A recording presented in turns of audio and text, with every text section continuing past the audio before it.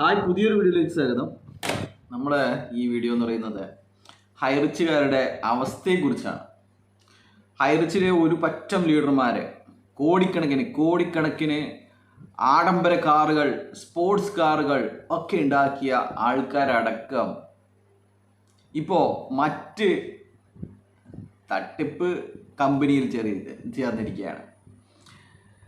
അപ്പോൾ ആ ഒരു കാര്യങ്ങൾ എന്ന് പറഞ്ഞു കഴിഞ്ഞാൽ ഒരു ഓളം ഉണ്ടാക്കാൻ ശ്രമിച്ചു, കുറേ സ്വന്തമായിട്ട് ഓളം ഉണ്ടാക്കി, പക്ഷെങ്കിൽ ഒന്നും ആയില്ല എന്ന് വേണമെങ്കിൽ പറയാൻ സാധിക്കും.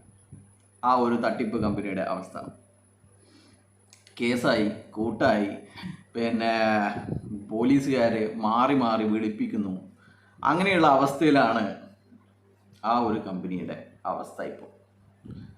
അപ്പോൾ നമുക്ക് നമ്മുടെ ഷബീർ ഷാ സാറ് പറഞ്ഞ പോലെ, ഷബീർ ഷാ സാറ് പറയുന്നത് MLM കമ്പനി എന്ന് പറയുന്നത് ഒരു കടൽ പോലെയാണ്. അതിൽ തിരമാലകൾ എപ്പോഴും ഉണ്ടാവും. തിരമാലകൾ എപ്പോഴും ചെറിയ ചെറിയ തട്ടിപ്പ് വരുന്നു പോകുന്നു, അങ്ങനെ തിരമാലകൾ എപ്പോഴും ഉണ്ടാവും. പക്ഷേങ്കിൽ ഈ ചാകര എപ്പോഴാണ് വരിക എന്ന് നമുക്ക് പറയാൻ പറ്റില്ല എന്നാണ് ഷബീർ ഷാ സാറ് പറയുന്നത്. അതുകൊണ്ട് നമ്മൾ എപ്പോഴും ചാകര തേടി പോകേണ്ടിയിരിക്കുന്നു. എപ്പോഴാണ് ചാകര വരിക എന്ന് നമുക്ക് പറയാൻ പറ്റില്ല. അപ്പോൾ ദിവസവും ആരെങ്കിലും പെടുത്താനുണ്ടോ എന്ന് പറഞ്ഞിട്ട് നോക്കി നടക്കണം. അതുപോലെ തന്നെ ഏതെങ്കിലും കമ്പനിക്കെതിരെ നടപടി എടുത്തിട്ട് അതിലെ തലതൊട്ടപ്പനായ ലീഡർമാരൊക്കെ പെട്ടുകിടക്കുകയാണോ എന്നും നമുക്ക് മനസ്സിലാക്കണം. അങ്ങനെയാകുമ്പോൾ ഒരു പറ്റം ആൾക്കാർ ഇതിലേക്ക് വന്നു ചേരും. അപ്പോൾ ചിലപ്പോൾ ചാകര കിട്ടും. എന്നാൽ ഇവിടെ വന്നിരിക്കുന്ന പ്രശ്നം എന്ന് പറഞ്ഞു കഴിഞ്ഞാൽ, ഇത് ചാകര പ്രതീക്ഷിച്ച് ലോണും എടുത്ത് അല്ലെങ്കിൽ ഉള്ള കെട്ടുതാലി പണയം വെച്ച് ഇതിൽ 13,000-ൻ്റെയും 26,000-ൻ്റെയും ഒക്കെ മരുന്ന് വാങ്ങിയവർ ആകെ പെട്ട അവസ്ഥയിലാണ്.